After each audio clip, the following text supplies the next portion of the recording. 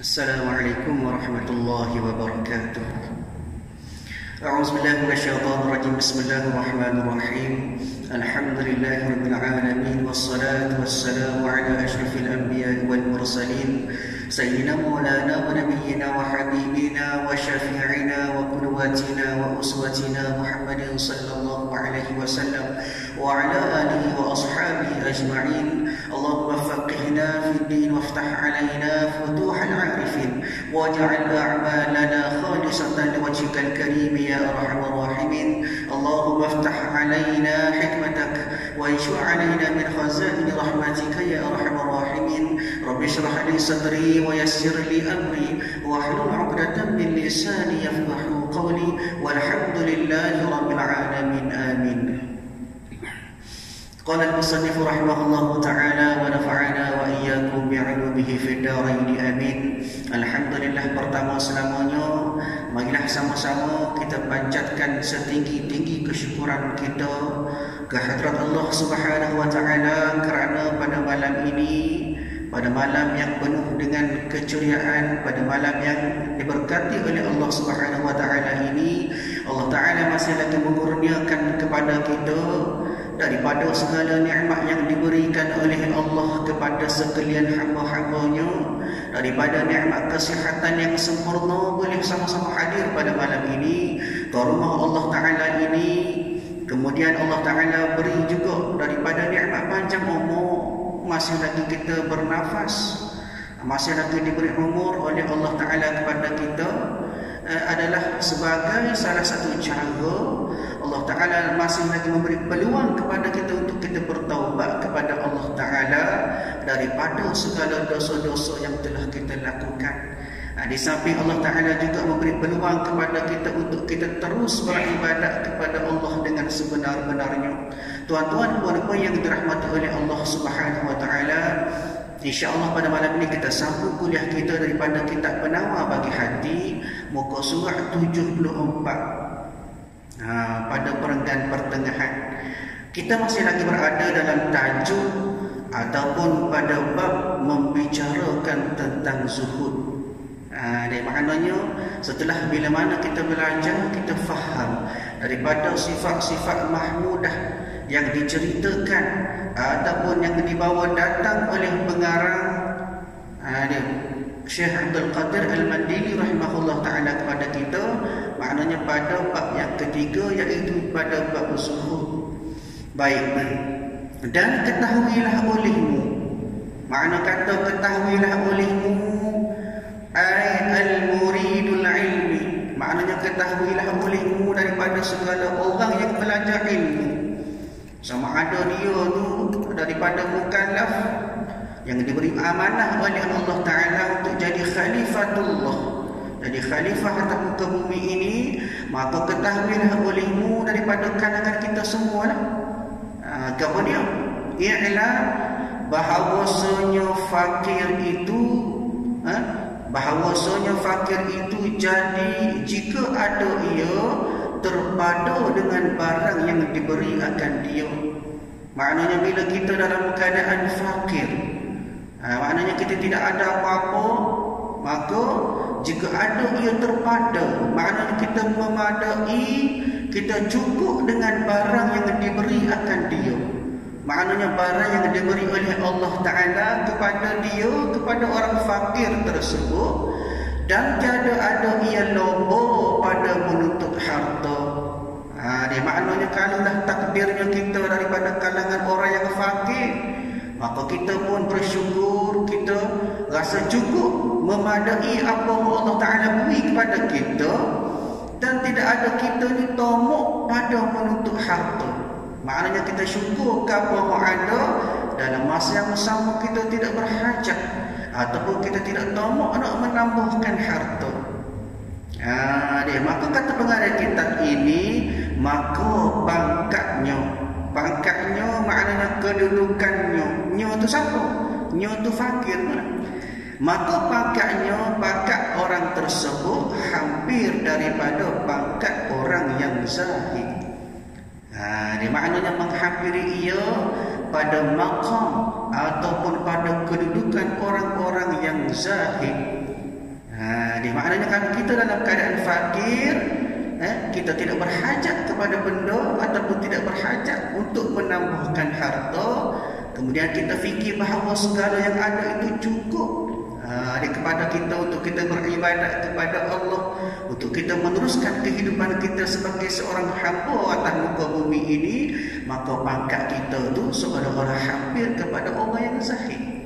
Di maknanya kita jangan sedih, jangan kesal bila mana kita dalam keadaan fakir.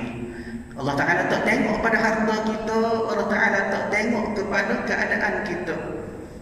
Bahkan jiwa kita, hati kita, adakah kita benar-benar mengharap kepada Allah semata-mata? Sebagaimana hadis Nabi SAW, Nabi kata, Innallaha la yanzuru ila suwarikum wa amwalikum, walakinnallaha yanzuru ila qulubikum wa a'malikum. Kata Nabi. Nabi katakan, Innallaha la yanzur. Allah Ta'ala tak tengok, Allah Ta'ala tak tilik, Allah Ta'ala tak pandang kepada suwarikum wa amwalikum, daripada keadaan kamu. Kamu kaya ke, kamu miskin ke, kamu senang ke, kamu susah ke, Allah Ta'ala tak pandai belakang. Allah Ta'ala tak tengok belakang. Wa amwalikum, dan daripada harta kamu ada. Dia Tuhan tak kata, oh mu banyak harta maka aku pandai dah, mu tak ada harta maka aku tak kelih dah. Bahkan walakinnallaha yanzur ila qulubikum wa a'malikum, bahkan Allah Ta'ala memandang ila qulubikum, ke dalam hati kamu. Setara mana hati kita dengan Allah Ta'ala? Sekiranya hati kita tak kedok kepada Allah Ta'ala, masih ada kedok dalam hati kita daripada perkara-perkara ataupun sifat-sifat mazmumah, wa a'malikum, dan daripada segala perbuatan kamu. Sebab itu jangan tengok pada luar. Kenapa? Kerana Allah Ta'ala memandang apa yang dikatakan sebagai dalaman kita, jiwa kita dan hati kita. Sebab itu jangan sedih, jangan kita rasa duka cinta bila mana kita fakir. Kerana apa? Kerana pengarang telah sebut kepada kita orang fakir bila mana dia tidak berhajat kepada harta, dan dia menyerahkan diri dia bulat-bulat kepada Allah Ta'ala. Dia seruh 100%. Ma fi qalbi ghairullah, tidak ada dalam hati aku kecuali Allah Ta'ala. Maka kita tergolong daripada golongan orang-orang yang zahid, orang-orang zuhud. Itu bagus betul zuhud. Bukan sekadar tengok baju soyok, kain sarung soyok, baju buruk, seluar buruk, buat amal banyak, tapi dalam keadaan susah ada. Baik. Maka kata pengarang, pangkatnya hampir kepada pangkat orang yang zuhud. Sebab itu orang fakir kena syukur, memada apa yang ada sekadar untuk buat amal ibadat kepada Allah Ta'ala. Jangan tomok menuntut harta. Dia tuntut harta tak masalah, tak ada masalah, cari harta boleh. Kerja buat kita untuk kita mendapatkan harta, semata-mata kita nak memberi nafkah kepada ahli kita, ataupun nak memberi keselesaan kepada kita untuk beramal ibadat, tak ada masalah. Jadi masalah bila kita lobo ataupun kita tamak menuntut harta hingga terkadang menyebabkan diri kita lalai kepada Allah Ta'ala. Itu maksudnya. Baik. Sabda Nabi sallallahu alaihi wasallam, maknanya hadis Nabi sallallahu alaihi wasallam, Nabi sebut pada hadis yang diriwayatkan oleh Imam Ar-Razi daripada Anas, wa rawahu aidan al-Qadai was-Shihab. Maknanya daripada kalangan sahabat, antaranya Imam Ar-Razi, juga daripada Anas bin Malik. Dia kata macam mana? Dia kata Nabi SAW sebut, tuba liman aslama wa kana aishuhu kafafa. Nabi sebut macam mana? Nabi kata bermula syurga bagi mereka yang Islam. Maknanya di sini satu syarat kita nak masuk syurga ialah Islam. Awal hadis Nabi menceritakan kepada kita syarat pertama nak masuk syurga kena Islam. Kita tidak Islam buat baik macam mana sekalipun tak boleh masuk syurga. Dia tanya Tok Cak, tanya orang yang menyembah berhala, ataupun tanya daripada pederi-pederi, contohnya kita tanya nak masuk syurga ke tak? Lepas tu boleh masuk syurga? Boleh. Sebab apa? Buat amal banyak. Tak boleh. Syarat dia nak masuk syurga kena Islam. Dia tuba liman aslama. Maknanya syarat bermula orang nak masuk syurga iaitu mereka yang Islam. Itu yang pertama. Dan adalah kehidupannya sekadar memadalah ia. Tetapi hanya sahaja besar pahala fakir itu jika ia sabar dan redha dan memadakan ia akan yang ada. Nabi kata syarat nak masuk syurga ialah Islam. Dan orang Islam itu macam mana? Iaitu bila mana kehidupan dia sekadar cukup untuk beramal kepada Allah Ta'ala, tidak tamak kepada harta, tidak sibuk mengumpulkan harta, bahkan kehidupannya mencukupi sekadar untuk beramal ibadat kepada Allah Ta'ala, dan dia nak meneruskan kehidupan seharian. Kenapa? Kerana tidak ada hajat yang dia hajatkan selain daripada Allah Ta'ala semata-mata. Ni orang we tak sih. Kita we tanah ke jebeh, we mah mah 91 ni pula. Oh, jelek hati mata luah. Sinar mata-mata. Kenapa? Kerana di hati kita masih ada tahap-tahap kecintaan yang tidak sama kepada Allah Ta'ala. Kita buat amal ibadat kepada Allah, kita semaya wajjahtu wajhiya lillazi fataras samawati wal ard. Aku hadapkan wajhiya lillazi kepada yang mana fataras samawati wal ard, yang telah menciptakan langit dan bumi. Kita hadap dalam semaya, kita sebut kita hadap diri kita kepada Allah, itu hakikat dia. Tapi sebenarnya kita masih lagi jauh daripada Allah Ta'ala. Dalam semaya pun nak fikir benda dunia, dalam semaya nak fikir benda-benda harta, dalam semaya bahkan ada dalam semaya nak fikir pasal maksiat kepada Allah. Ayatnya masih jauh lagi kita kepada Allah Ta'ala. Bagaimanakah kita nak menyebabkan hati kita bersih 100% menghadap Allah Ta'ala dalam keadaan kita buat ibadat. Sebab itu kita kena jaga hati. Itulah sebenarnya konsep ataupun asas sebenar tujuan kita belajar ilmu tasawuf. Bagaimana kita nak cucikan hati kita, bersihkan hati, biar hati kita bersih. Tidak ada dalam hati kita kecuali Allah Subhanahu wa Ta'ala. Maknanya Nabi sebut yang nak masuk syurga daripada orang Islam yang mana hati dia itu sekadar untuk Allah Ta'ala semata-mata. Kalau hati kita masih banyak cekuah, masih banyak benda-benda dosa, masih banyak benda-benda noda, maka jangan haraplah kita boleh masuk syurga Allah Ta'ala. Dan bermula sabar atas kebapaan. Maknanya kita sabar atas kefakiran kita, miskinnya kita, tidak ada hartanya kita. Mana kita sabar daripada segala kelemahan itu, maka itu adalah ia permulaan bagi zuhud. Kita kena sabar sebelum kita berjalan ataupun dalam keadaan kita nak salik. Istilah tasawuf dia panggil salik, orang nak berjalan ke hadratillah. Mula-mula sekali sebelum dia zuhud dia kena sabar. Kalau dia nak zuhud tapi dalam masa yang sama tidak ada sifat sabar dalam diri dia, maka dia tidak akan mampu untuk berjalan menuju ke hadratillah. Itu syarat dia. Maka bermula sabar itu kebapaan. Sabar atas kebapaan itu adalah ia permulaan bagi zuhud. Nak jalan menuju kepada sifat zuhud yang mutlak ataupun sifat zuhud yang sebenar-benar, maka startnya ialah kena sabar. Sabar daripada kesempitan hidup, sabar daripada segala kesusahan yang menimpa kita dalam kita buat amal ibadat kepada Allah Ta'ala. Itu permulaan dia. Dan tiada sempurna zuhud dan lainnya melainkan dengan sabar. Ke mana pun kena sabar. Didik hati kita, kita didik jiwa kita, didik nafsu kita supaya sabar.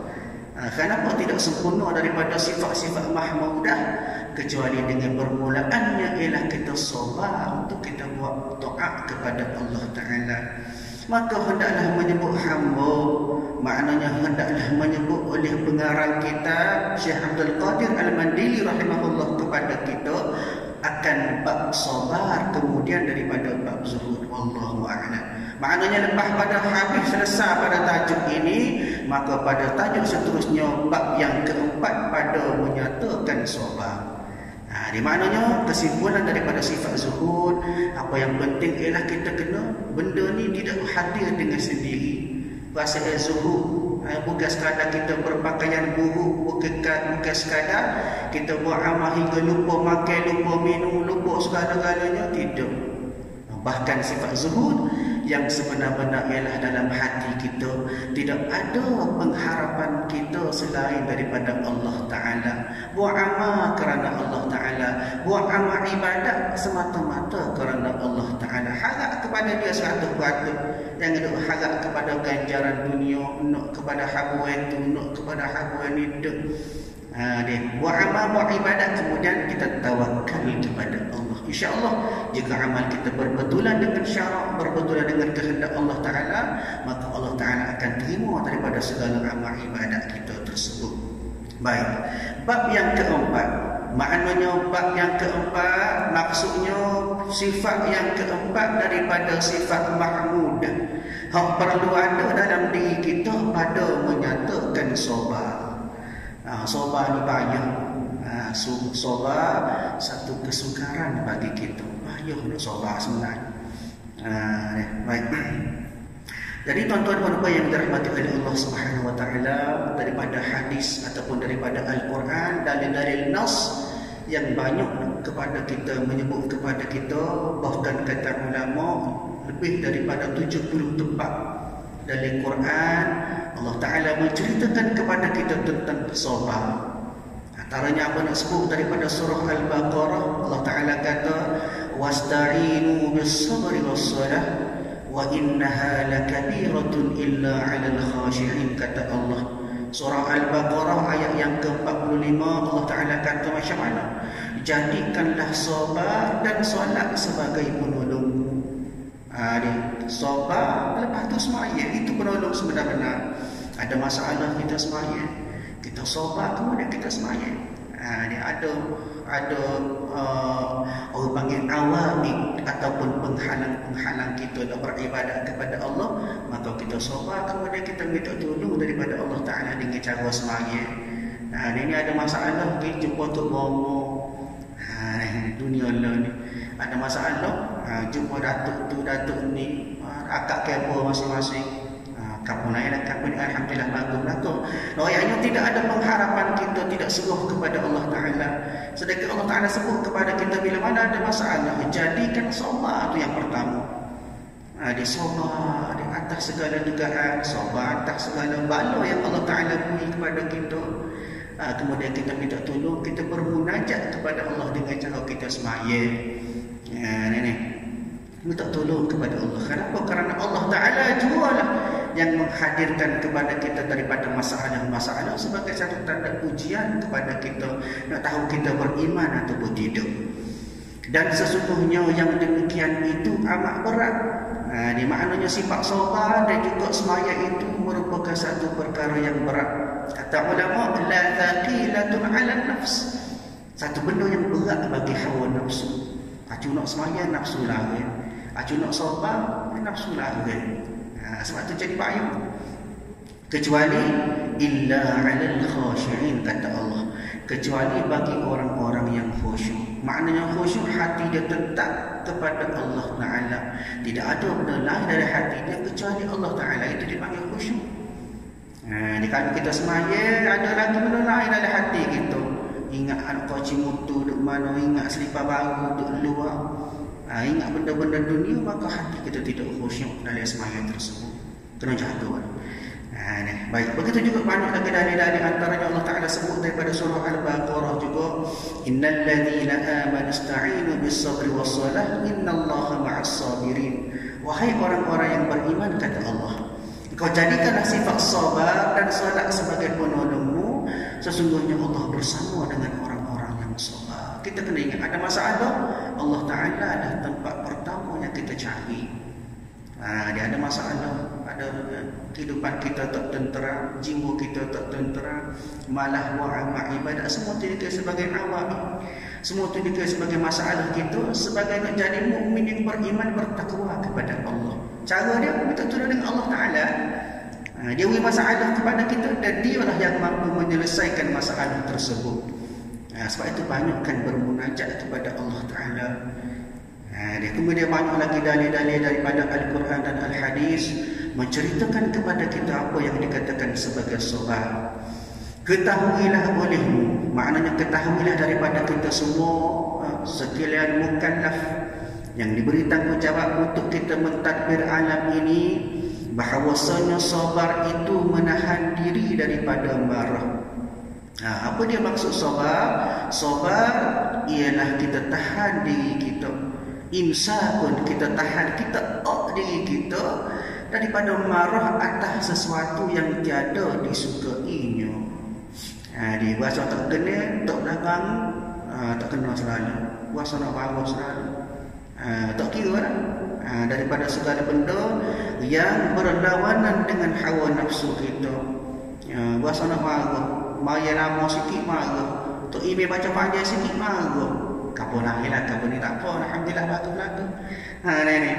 Marah mengepek. Kisnya tak email baca panjang. Ni, maknanya tidak ada sifat sabar. Tak kira apa juga perkara dalam kehidupan kita. Segala benda, bila mana ada perasaan marah, maka kita tidak sabar. Dan menahan lidah daripada mengadu kepada yang lain daripada Allah Ta'ala. Ada masalah dua orang, lah ni mudah di hujung jari. Ada masalah cerita ke Facebook, ada masalah cerita ke WhatsApp group sebagainya. Tidak ada penyerahan diri kita kepada Allah semata-mata. Kenapa? Kerana dunia semakin luas. Orang dekat dulu, alim ulama dulu tak kenal WhatsApp, tak kenal Facebook, tak kenal. Sebab itu jadi rapat dengan Allah Ta'ala. Tidak ada media untuk diluahkan segala masalah yang menimpa dalam kehidupan kecuali kepada Allah Ta'ala.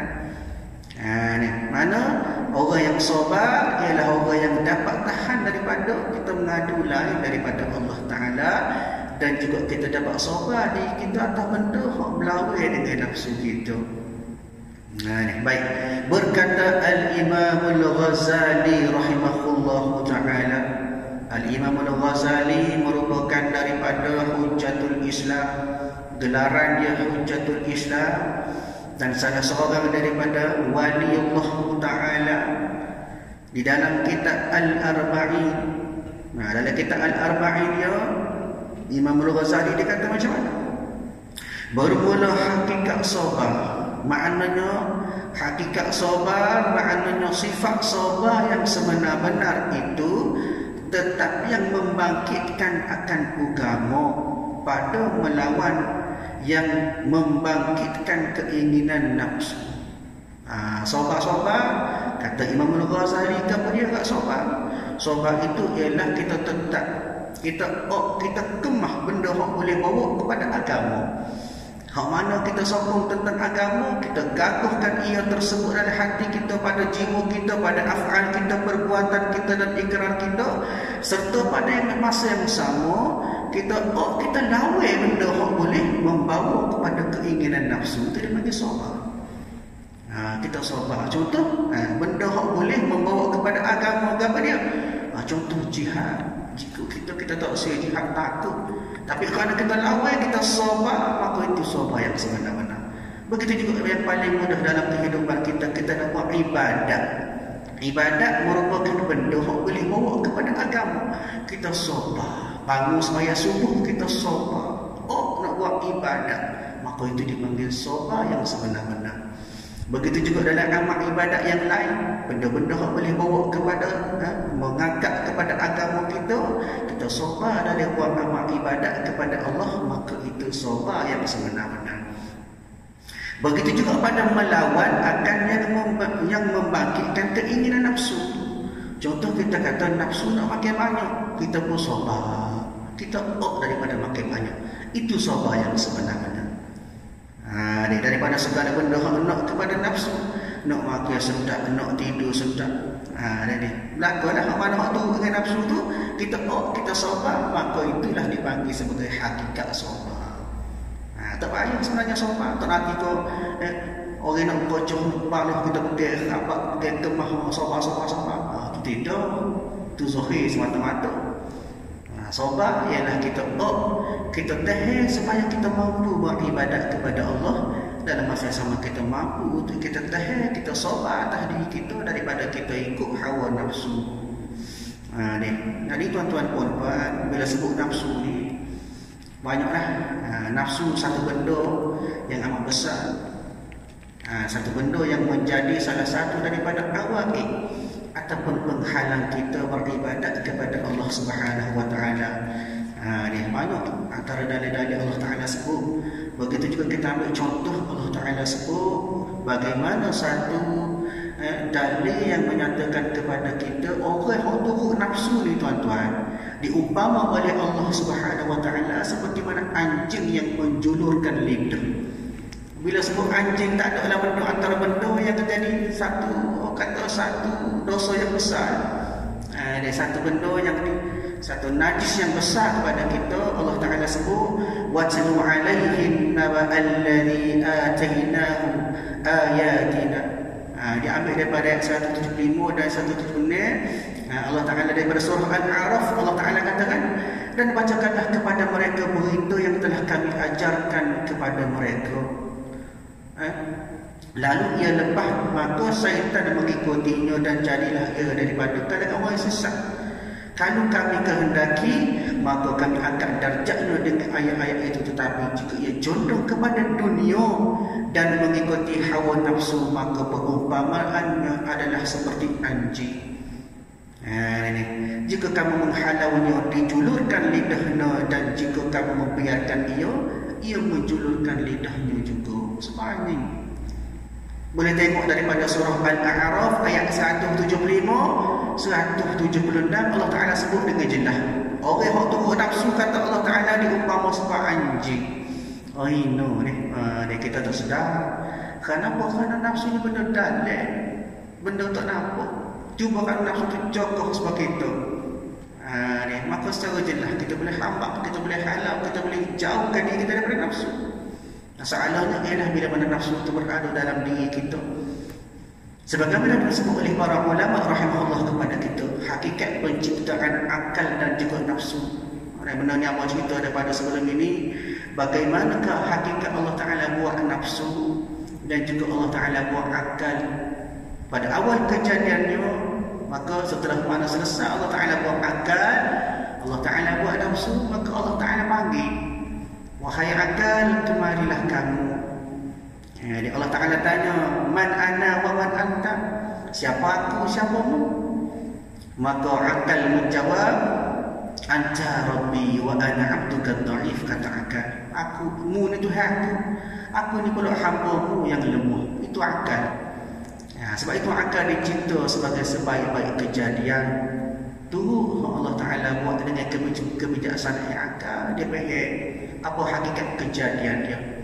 Manakala bila mana selesai buat nafsu, Allah Ta'ala panggil, wahai nafsu, kemarilah kamu. Maka Allah Ta'ala tanya, man ana wa man anta, siapakah aku, siapakah engkau? Maka nafsu kata ana wa anta. Aku mu. Nafsu ni awal-awal kejadian nafsu dia lawan dah Allah Ta'ala. Maka dia ambil nafsu tok dalam api neraka. Bahkan kata ulama 10,000 tahun dia tok.